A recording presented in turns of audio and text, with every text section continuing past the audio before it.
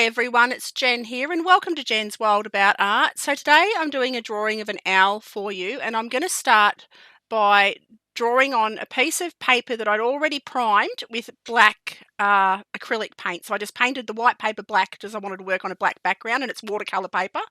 And then I'm going in with a pencil and just drawing the owl in white just to get an outline, and then I'll go in with paint and add the colors to him. So I'm going to go a bit mad and have a bit of fun with colours today. So I'm going to use blues and oranges and yellows and all kinds of fun things. But I'm starting with white just to get the basics of the light areas around his body and just to firm up that drawing that I'd done. So as you can see, I'm doing that here.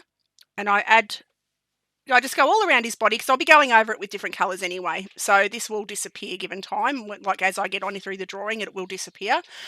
So I've completed the outline, and now I start to go in with a light reddy brown. And I take that all the way around his face, and I'll just start to build up the layers as I go. It's a lovely reddy brown, this. And I take that all around where I've added the white, and you can see that creates a sort of almost a pinky brown.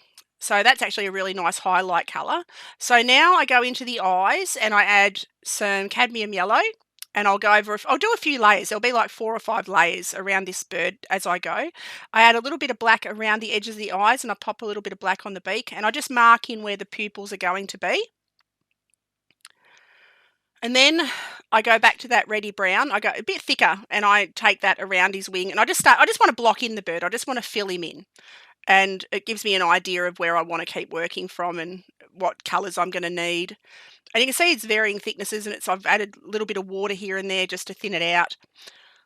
So I've got the bird completely filled now, and now I go in with the next layer of the same reddy brown, and I take that around his body, and then I add a bit of yellow ochre around his eyes. He's got a golden colour around his eyes, but I do the first layer with yellow ochre.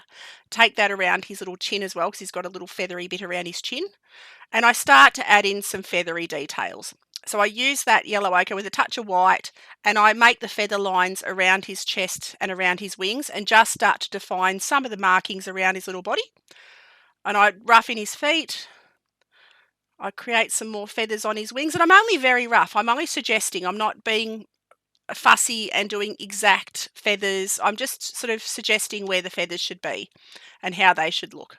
So I just mark in the little lines, take them all around his back, around his belly and onto his wings, and keep on going with that. And I'm using a fine liner brush. It's a really lovely little brush, and it's only a dollar shop one. So now I'm having a bit of fun, and I'm going in with some blue. Now he's got very dark brown around his eyes, but anywhere that's going to be super dark, I'm using blue because I thought that would be fun. And it just creates a bit of interest, something completely different. I'm trying to be adventurous with colours, and I highly recommend it. Just to, you replace darks and lights with different darks and lights. So yeah, for my darks, I'm using a bit of indigo and also a bit of ultramarine and a bit of a blue-grey that I've got. So here you can see I'm popping in the ultramarine.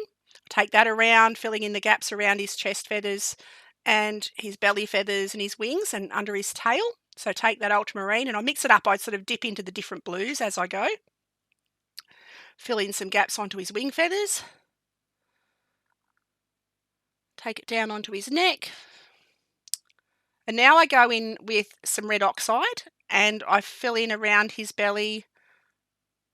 Do a little bit more touch-ups around his eyes. His eyes take a few goes because the yellow, because of the black, is such a strong background, and I'm working quite thinly, so I have to do quite a few layers.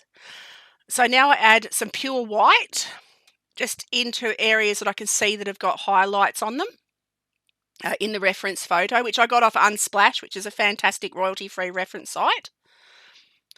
I add a little bit of orange to the eyes and around his chest and wings as well, just for a bit of fun and a little bit of a pop of colour, because why not? I love having a bit of fun with colour.